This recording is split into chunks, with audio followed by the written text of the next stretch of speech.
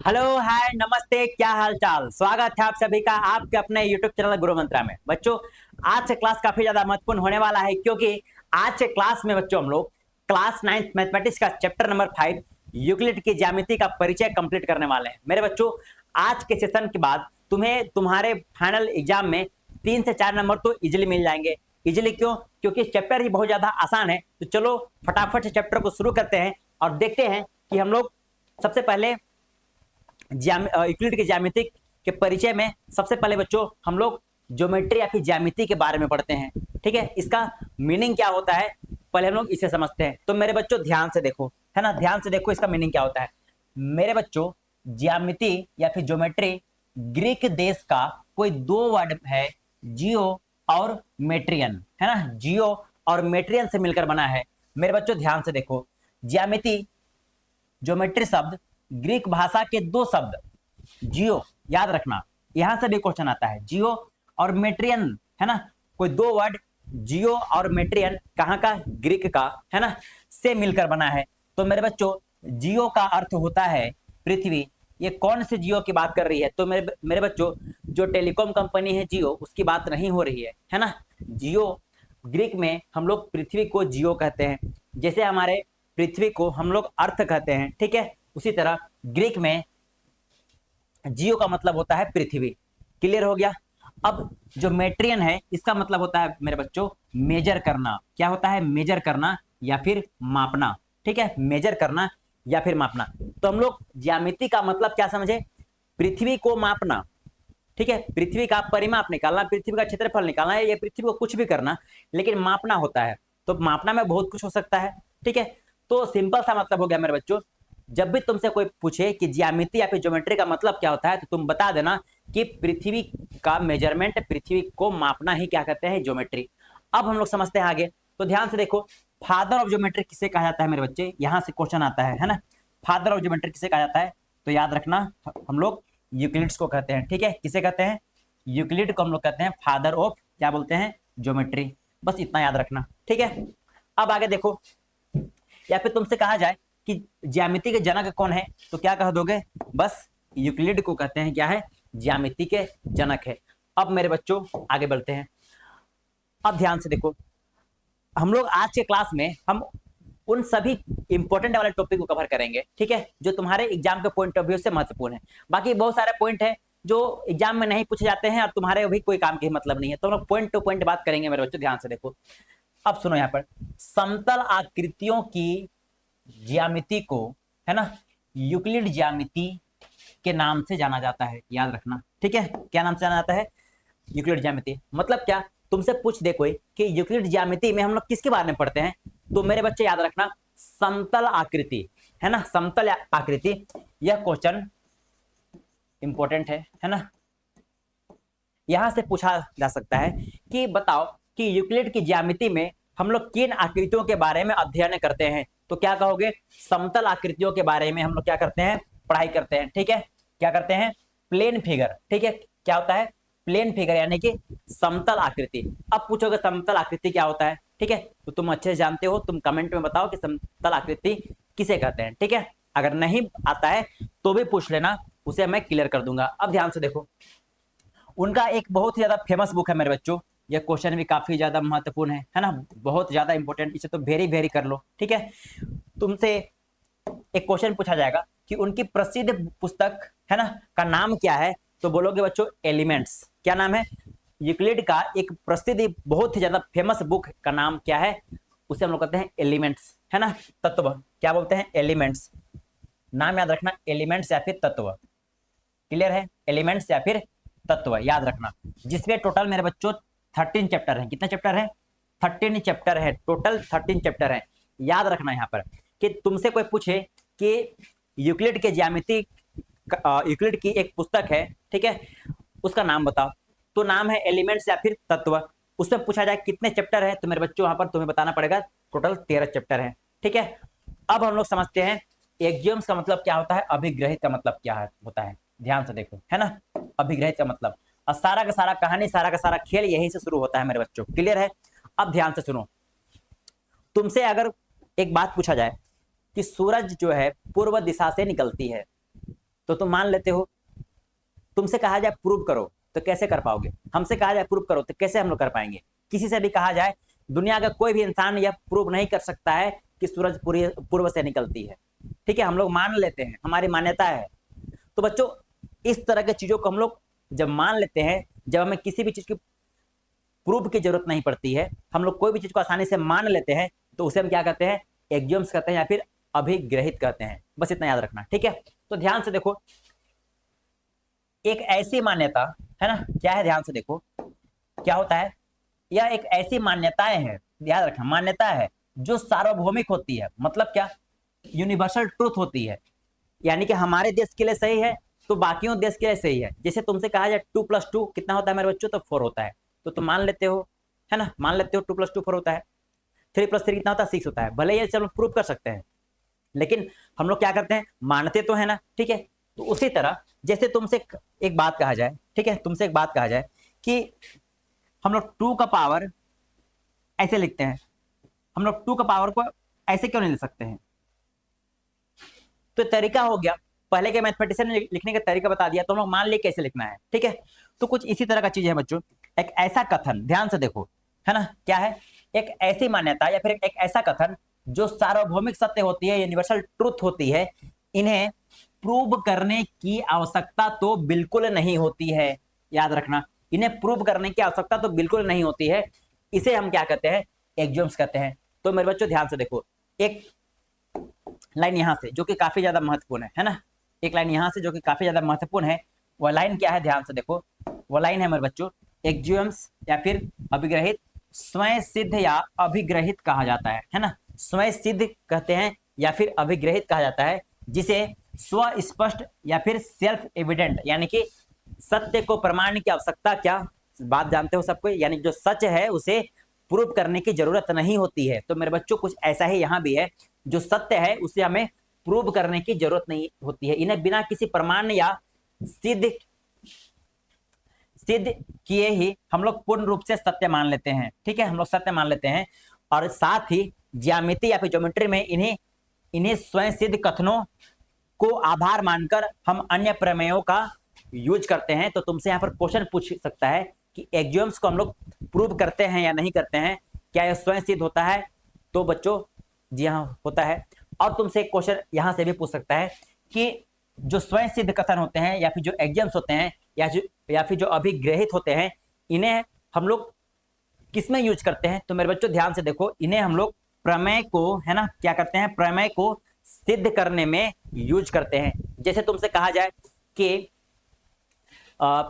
एक त्रिभुज के तीनों कोणों का योग 180 डिग्री होता है, तो यह प्रमेय हो गया, ठीक है, क्या हो गया, प्रमेय हो गया। तो प्रमेय को हमें प्रूव करने की जरूरत होती है मेरे बच्चों। अगर तुमसे सिंपल सा यहाँ पर कोई कह दिया जाए, तुमसे क्या कहा जाए, सिंपल सा तुम्हें एक बात कही जाए कि एक लाइन है ना, ठीक है, वो एक लाइन है, मान लेते हैं या इस दोनों बिंदु पर क्या हो रही है, खत्म हो रही है, तो क्या इसे हम लोग आगे से नहीं बढ़ा सकते हैं, बढ़ा सकते हैं, अनगिनत लाइन तक बढ़ा सकते हैं, ठीक है। तो बस इस तरह की चीजों को हम लोग क्या मान करते हैं, एक्सियोम्स मान लेते हैं या फिर अभिग्रहित मान लेते हैं, जो कि पूरा पूरा सत्य होता है। क्लियर है। तुमसे कहा जाए ये लाइन को क्या हम लोग बढ़ा सकते हैं, तो जी हाँ बढ़ा सकते हैं। तो क्या इसे हमें प्रूव करने की जरूरत है, नहीं ना, बस हम लोग मान लिए कि इसे लोग बढ़ा सकते हैं। अब ध्यान से देखो, इसे लोग बढ़ा भी पा रहे हैं। क्लियर हो गया ना। अब बढ़ते हैं आगे।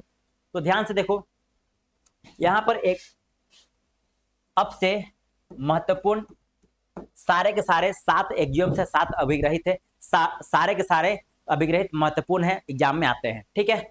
एग्जाम में से पूछ सकता है कि निम्नलिखित में से कौन से अभिग्रहित यूक्लिड के द्वारा नहीं दिया गया है, यह भी हो सकता है। तो सभी अभिग्रहित को याद रख लो। तो ध्यान से देखो, सबसे पहला क्या है, वे वस्तुएं जो एक ही वस्तु के बराबर हो, एक दूसरे के बराबर होते हैं। इसका क्या मतलब है मेरे बच्चों, ध्यान से देखो, अगर हम लोग मान ले कि ए बी के बराबर है और बी सी के बराबर है, तब हम लोग क्या कर सकते हैं, ए बराबर सी हो जाएगा। इसका यह मतलब हुआ वे वस्तुएं जो एक ही वस्तु के बराबर हो, एक दूसरे के बराबर होते हैं। जैसे हम लोग एग्जांपल लेते हैं, मान लेते हैं क्या, यहां पर राम का, है ना, राम का और श्याम का, किसका, राम और श्याम का 15-15 साल हो रहा है, मान लेते हैं, ठीक है। और दूसरा कंडीशन क्या है, यहाँ पर श्याम, है ना, श्याम और मान लेते हैं हम लोग यहाँ पर श्याम और चलो मोहन मान लेते हैं, ठीक है। राम का उम्र श्याम की उम्र के बराबर है और श्याम का उम्र मोहन की उम्र के बराबर है। तो मेरे बच्चों क्या हम लोग यहाँ से नहीं लिख सकते क्या? क्या नहीं लिख सकते? ध्यान से देखो कि राम और मोहन का उम्र भी बराबर हो जाएगा, हो सकता है ना, लिख सकते हैं। तो बस इसी को कहा गया है, वे वस्तुएं जो एक ही वस्तु के बराबर हो उसे एक दूसरे के बराबर हम लोग लिख सकते हैं। चलो बढ़ते हैं अगला अभिग्रहित, है ना। यदि बराबरों को बराबर में जोड़ा जाए तो पूर्ण भी बराबर होता है। मतलब क्या? मतलब क्या? यदि बराबरों को बराबरों में जोड़ा जाए तो पूर्ण भी बराबर होगा। इसका क्या मतलब होता है? तो मेरे बच्चों ध्यान से देखो, बहुत ही आसान सा मतलब है। इसका क्या मतलब है? ध्यान से देखो, अपने पास मान लिया जाए 10 बराबर 10 है, ठीक है। 10 बराबर 10 है तो मेरे बच्चों अगर हम लोग लेफ्ट साइड वाले 10 में हम लोग 5 जोड़ देते हैं और इधर में हम लोग 5 जोड़ते हैं, ठीक है। तो ध्यान से देखो, ये 15 बराबर 15 हो गया, ठीक है। इसी तरह अगर हम लोग इसी 10 में 7 जोड़ देते हैं दोनों साइड, ठीक है, तो भी तो बराबर हो जाएगा। 17 बराबर 17 हो जाएगा, 17 बराबर 17 हो जाएगा। बहुत ही आसान है। ध्यान से देखो, यदि बराबरों को बराबरों में जोड़ा जाए तो पूर्ण भी बराबर होते हैं। क्लियर हो गया? 10 और 10 दोनों बराबर था, दोनों साइड हम लोग सेम नंबर क्या कर रहे हैं? ऐड कर रहे हैं। 5 ऐड किए तो 15 हो गया दोनों साइड, 7 ऐड किए तो दोनों साइड 17 हो गया, ठीक है। उसी तरह मान लिया जाए कोई एक तराजू है ना, क्या है? एक तराजू है, ठीक है। क्या है? यहाँ पर एक तराजू है। तो ध्यान से देखो मेरे बच्चों, है ना, एक तराजू है, यहाँ पर एक तराजू दे रखा है, एक तराजू है यहाँ पर। तो तराजू मान लिया जाए इधर 2 kg है ना, इधर भी कितना है? 2 kg। अब हम लोग क्या करते हैं, इधर 1 kg और ऐड कर देते हैं, इधर 1 kg और ऐड कर देते हैं, तो इधर भी 3 किलो हो गया, इधर भी 3 किलो हो गया। यानी कि तराजू है ना, तराजू है वो क्या हो गया? अब पूरी की पूरी तरह से बैलेंस में है ना, बैलेंस में है। क्लियर है? अगर हम लोग यहाँ पर 1 kg और ऐड कर देंगे तो 1 kg और इधर ऐड करना पड़ेगा, तो भी तराजू क्या रहेगा? बैलेंस रहेगा। क्लियर है? बस इतना ही इसका मतलब है। आगे देखते हैं, यदि बराबरों को बराबरों में घटाया जाए तो फिर जसफल भी बराबर होते हैं। बहुत ही आसान, जस्ट इसका ऑपोजिट है। कैसे? उससे हम लोग ऐड कर रहे थे, इसमें हम घटा दे रहे हैं। अगर 10 बराबर 10 है मेरे बच्चों, अगर हम लोग यहाँ पर 10 में से 5 हम लोग घटा दे, 10 में से 5 घटा दे, तो मेरे बच्चों यहाँ पर क्या हो जाएगा? 5 बराबर 5, ठीक है। दूसरा में क्या हो सकता है? ध्यान से देखो, अगर 10 है ना, अगर 10 यहाँ पर 10 दे रखा है, ठीक है, यहाँ कितना दे रखा है? 10 दे रखा है, तो 10 में से हम लोग 7 माइनस करते हैं मेरे बच्चों, तो भी क्या हो जाएगा? 3 बराबर 3 हो जाएगा। मतलब कि दोनों साइड हमें बैलेंस करके चलना है, दोनों साइड के इक्वेशन को बैलेंस रखना है। तो बैलेंस कब होगा? जब दोनों साइड हम लोग सेम नंबर को घटा देंगे या सेम नंबर को जोड़ देंगे, ठीक है। अब आगे बढ़ते हैं। अब ध्यान से देखो, वे वस्तुएं जो परस्पर संपाती हो एक दूसरे के बराबर होती हैं। इसका मतलब क्या है? तो मेरे बच्चों ध्यान से सुनो, है ना, ध्यान से सुनो क्या हो रहा है इसका मतलब ध्यान से देखते हैं। चलो यहां से हम लोग एक वृत्त बनाते हैं, ठीक है। क्या बनाते हैं? एक वृत्त बना लिए, ठीक है। हम लोग क्या किए? सबसे पहले एक वृत्त बनाए। अब हम लोग क्या करते हैं? इसी वृत्त का एक कॉपी बना लेते हैं, ठीक है। क्या करते हैं? इसी वृत्त का हम लोग एक कॉपी बनाते हैं। तो चलो एक कॉपी बन गया। क्लियर हो गया? यानी कि इस वाले वृत्त का, है ना, मान लेते हैं वृत्त तुम्हारा ए है और ये वृत्त तुम्हारा क्या है? बी। तो इस वाले वृत्त का, है ना, और इस वाले वृत्त का जो त्रिज्या है मेरे बच्चों, मान लेते हैं 2 सेंटीमीटर का है, तो ये भी कितना हो जाएगा? 2 सेंटीमीटर का होगा, ठीक है। अब क्या करते हैं हम लोग? इस वाले वृत्त को, है ना, इस वाले वृत्त को इसमें रख कर देखते हैं। तो ध्यान से देखो मेरे बच्चों, है ना, जब रखेंगे इसे तो क्या हो जाएगा? एक दूसरे को पूरा अच्छे तरीके से कवर कर ले रहा है, यानी कि संपाती हो जा रहा है, ठीक है। अगर यहाँ पर त्रिज्या अलग अलग हो जाता, जैसे मान लिया जाए, हम लोग मान लेते हैं यहाँ पर क्या मानते हैं कि एक वृत्त और ड्रॉ करते हैं, ठीक है। मान लेते हैं इसकी त्रिज्या कितना है यहाँ पर? मान लेते हैं मेरे बच्चों इसकी त्रिज्या यहाँ पर है 4 सेंटीमीटर। तो क्या करते हैं? अब इस वाले वृत्त को हम लोग यहाँ पर रख के देखते हैं, क्या ये संपाती होते हैं? क्या ये संपाती होते हैं? तो ध्यान से देखो मेरे बच्चों, यहाँ पर संपाती नहीं हो रहे हैं। तो संपाती का मतलब क्या है? तो अगर कोई भी दो फिगर संपाती है ना, तो उसका मतलब होता है समान, समान माप, समान आकृति या फिर समान आकार। अगर ये सभी चीजें बराबर हो जाए तब हम क्या कहेंगे? तब हम कहेंगे बच्चों कि जो फिगर है ना वह क्या होता है? संपाती होता है। तो ध्यान से देखो, छोटा वाला सर्कल था वह एक दूसरे को कवर कर रहा था क्योंकि दोनों की त्रिज्या सेम थी, लेकिन जो बड़ा वाला सर्कल है वे एक दूसरे को कवर नहीं कर पा रहे क्योंकि त्रिज्या अलग है। क्लियर है? अब बढ़ते हैं आगे। तो ध्यान से देखो क्या बोला है, पूर्ण अपने भाग से बड़ा होता है। इसका क्या मतलब है? पूर्ण अपने भाग से बड़ा होता है। तो बच्चों सबको तुम लोग क्या करते हो, है ना, ध्यान से देखो, तुम लोग केक काटते हो। केक तो काटते हो कब? जब बर्थडे होता है तब केक काटते हो, जब कोई खुशी का मौका होता है तब केक काटते हो। तो जब केक को काटते हो मेरे बच्चों, है ना, जब केक काटते हो तो ध्यान से देखो, एक केक यहाँ पर पूरा मान लेते हैं गोटा है, ठीक है, एक केक क्या है यहाँ पर पूरा का पूरा गोटा है, और एक क्या है, मानते हैं क्या, शुरू में एक केक ले रहे हैं, ठीक है। अब क्या करते हैं, इसका एक स्लाइस निकालते हैं हम लोग। मान लेते हैं यहाँ से हम लोग बर्थडे सेलिब्रेट कर रहे हैं, यहाँ से केक कट के निकाल दिए। तो मेरे बच्चों जो भी हम लोग यहाँ से स्लाइस निकाले वो मानते हैं कुछ इस तरह से है, ठीक है, कुछ इस तरह से इसका स्लाइस निकल गया। क्लियर है? तो तुमसे कहा जाए कि ये वाला फिगर बड़ा है या फिर ये फिगर, मान लेते हैं फिगर ए है और ये फिगर बी है, तो ए बड़ा है या बी, तो सबको बोल देगा कि ए बी से बड़ा है। इसका मतलब क्या हो रहा है, ध्यान से देखो, पूर्ण अपने भाग से, इसी का तो भाग है, हमेशा बड़ा होगा, ठीक है, पूर्ण अपने भाग से हमेशा बड़ा होगा। यानी कि कोई एक नंबर है, मान लेते हैं कोई एक नंबर है, ठीक है, तो इसमें से हम लोग एक निकाल दे रहे हैं, तो कितना हो रहा है, 4। तो 4 एक से तो बड़ा ही होता है, या तो 5 एक से भी बड़ा होता है, ऐसा भी हम लोग कर सकते हैं। क्लियर है? अब देखते हैं आगे। एक ही वस्तुएं के दुगने परस्पर बराबर होते हैं। इसका क्या मतलब, ध्यान से देखो मेरे बच्चों, अगर एक थैला में, है ना, अगर एक थैला में हम लोग 2 kg क्या रखते हैं, सेव रखते हैं, ठीक है, और दूसरी थैला में हम लोग क्या रख रहे हैं, 2 kg संतरा रख रहे हैं, ठीक है। अब देखो यहाँ पर एक ही वस्तु के दोगुने परस्पर बराबर होते हैं।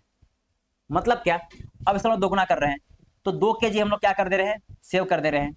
अब यहाँ पर 4 kg हो गए। अब यहाँ पे हम लोग क्या कर रहे हैं, 2 kg और ऐड कर दे रहे हैं, तो इसका भी वजन 4 kg हो गया और इसका भी वजन 4 kg हो गया। बस इतना ही इसका मतलब है। क्लियर है? तो ले दे के हमें इन सारे पॉइंट को हमें क्या करना है, याद रखना है, ठीक है। ये तो एग्जाम्पल हमें देना पड़ रहा है। क्लियर है?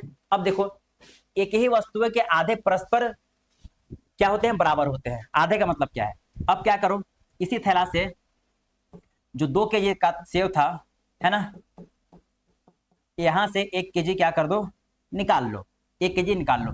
अब दूसरी थैला से क्या करो, 2 kg, है ना, 2 kg संतरा था, है ना, यहां से 1 kg संतरा निकाल लो, तो बचेगा कितना, 1 kg। यहाँ भी कितना बचेगा, 1 kg। बस आधे कर दिए। तो आधे करने में भी तो क्या हो रहा है, वजन तो दोनों में सेम हो रहा है। तो मेरे बच्चों यहाँ एग्जाम्पल के साथ भी तुम्हें बताया गया है कि यूक्लिड का जो एक्सियम्स है, जो अभिग्रहित है, टोटल 7 हैं, उन्हें याद रखना, पॉइंट टू पॉइंट याद रखना, ठीक है, क्योंकि एग्जाम में आते हैं। और साथ ही जो भी तुम्हें यहाँ डेफिनेशन बताई गई है ना, साथ ही तुम्हें जितना भी यूक्लिड के बारे में बताया गया है, उन्हें ज्योमेट्री का फादर कहा जाता है, उनके बुक का नाम एलिमेंट है, तत्व है, उनमें टोटल कितने चैप्टर होते हैं, 13 चैप्टर होते हैं, सबको तुम्हें याद रखना है, ठीक है बच्चों। और जरूरी बात कि आज के क्लास का नोट्स डाउनलोड करने के लिए मेरे बच्चों हमारे एप्लीकेशन गुरु मंत्रा को इंस्टॉल कर लो, जिसका लिंक हमने वीडियो के डिस्क्रिप्शन में दे रखा है, वहां से मिल जाएगा। या तो तुम्हें काम करनी है, इस वाले हेल्पलाइन नंबर में व्हाट्सएप करके लिंक इजिली मिल सकता है, ठीक है मेरे बच्चों। तो मिलते हैं हम लोग कल की क्लास में, तब तक अपना ध्यान रखो, नोट्स कंप्लीट करो और खूब सारा प्रैक्टिस करते रहो।